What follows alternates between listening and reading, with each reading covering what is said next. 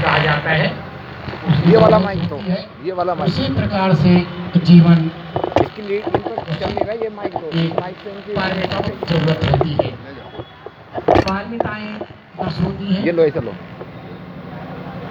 चलाओ इसे। धर्म चक्र में अरे लगा दे इससे गुस्सा आ रहा है। चलो इसे लो बनते जी इससे बोलो और तेज बोलो तेज।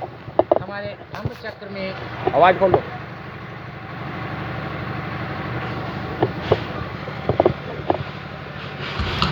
हेलो हेलो आवाज आ गई ना ऐसा बोलो।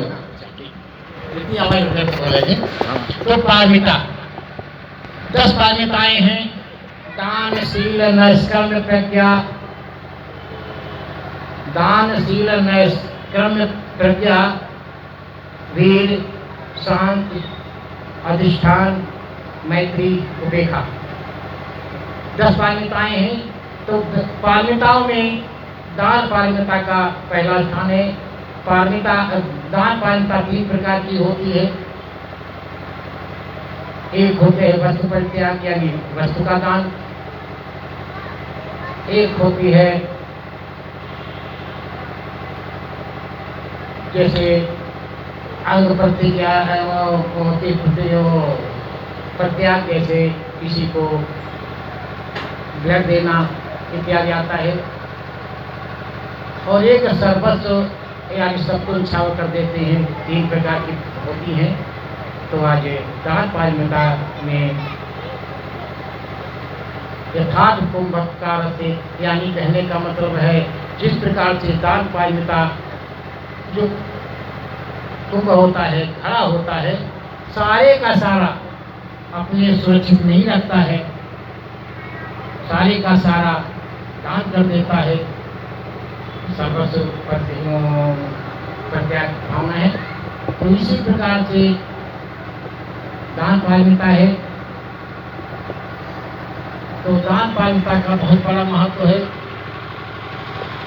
देखते हैं बहुत सी जातक कथाएं दान पारमिता पर आधारित कही गई है।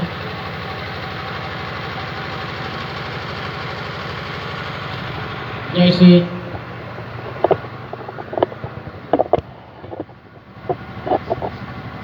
कबूतर की कहानी जातक कथा है। और ज़्यादा हम आगे न बढ़ा करके फिर आ रहे हैं दान पारमिता शील पारमिता। शील दूसरा नंबर पर आती है। शील पारमिता कहा जाता है शीलवान सबसे बड़ा सब रत्नों की खान। शीलवान सबसे बड़ा सब रत्नों की खान 3 लोग की संपदा रहे शील में आना। तो जो शील पारमिता का पालन करना बहुत ही सावधानी का काम है। बहुत कठिन काम है। तो शील पारमिता की कहानी में आपको एक जातक कथा का वर्णन करते हैं।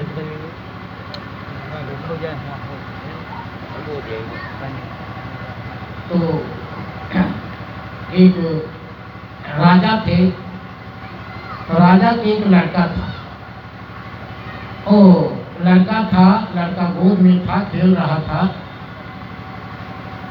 और खुद थोड़ा बहुत जाने वाला हो गया था। एक चोर पकड़ा गया। और उस चोर के ऊपर कोड़े चल रहे थे। वो लड़का देख रहा था।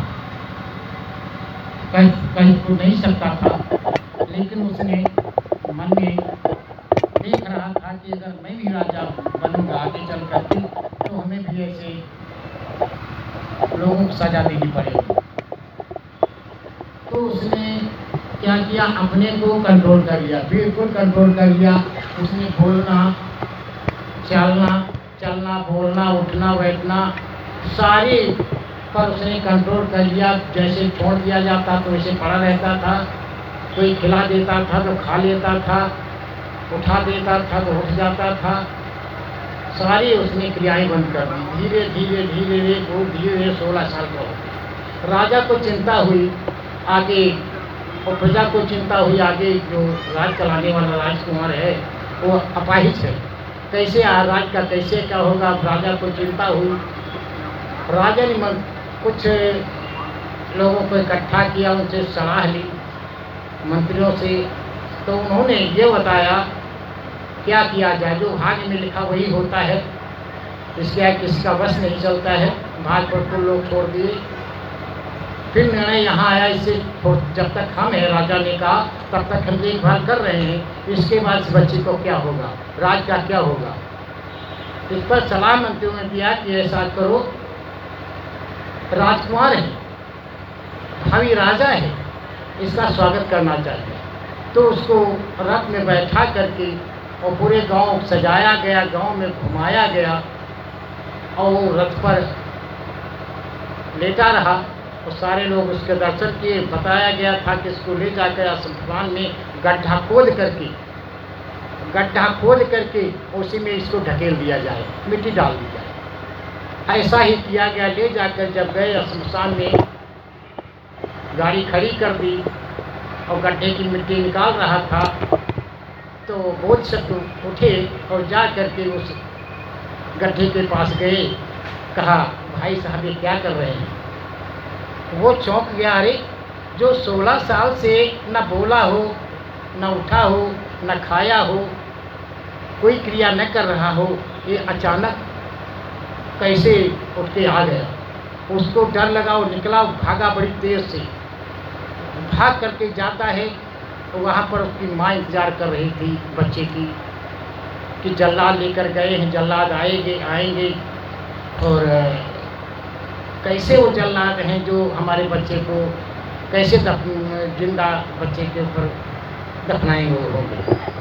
ये सोचते तक को जब पहुँचता है तो कहा, वो माँ बोली, देख रही है कि यही हत्यारा आ रहा है जिसने हमारे बच्चे को, हमारी गोदी को सूना किया है, हमारे बच्चे को आज दफना करके आ रहा है, यही ये हत्यारा है।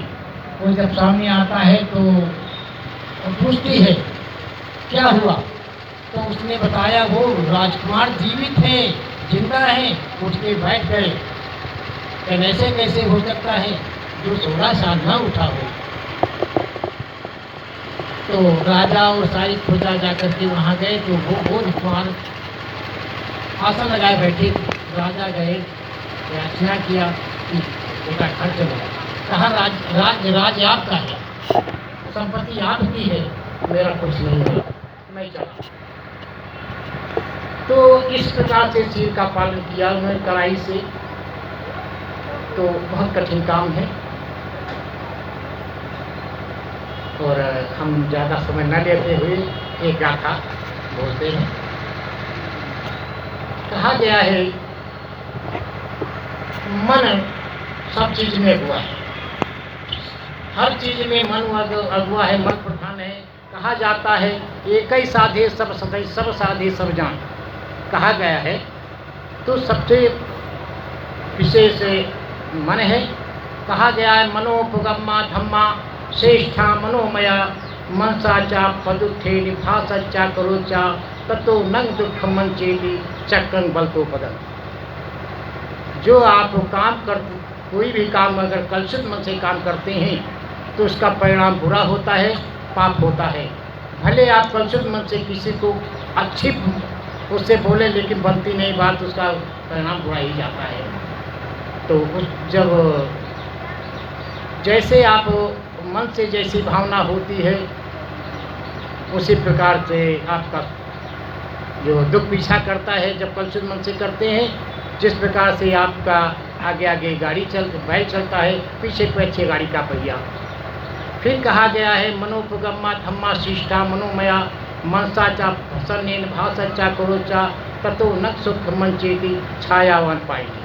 अगर आप प्रसन्न मन से काम करते हैं, प्रसन्न चित्त से काम करते हैं, कलुषित मन से ना ही काम करते हैं, कोई बोलते या कुछ भी करते हैं, तो आपका सुख पीछा करता है। उसी प्रकार से जैसे आपकी छाया आपका साथ नहीं छोड़ती है।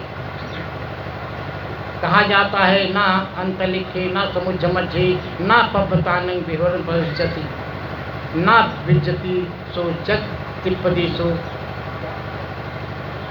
यथा दिखती मुझे पाप कम्मा। चाहे आकाश में चले जाएं, चाहे पाताल में, कहीं पर ऐसी जगह नहीं है जो प्राणी पाप करके पाप से बच सके। आपको पाप नहीं होगा इसलिए ऐसा कोई कार्य न करें। इसीलिए बुद्ध ने कहा है सब पापस्य करणं कुशलस्य उपसंपदा सचित्त पर्योदपनं एतान बुद्धानुशासनं। साधु साधु साधु।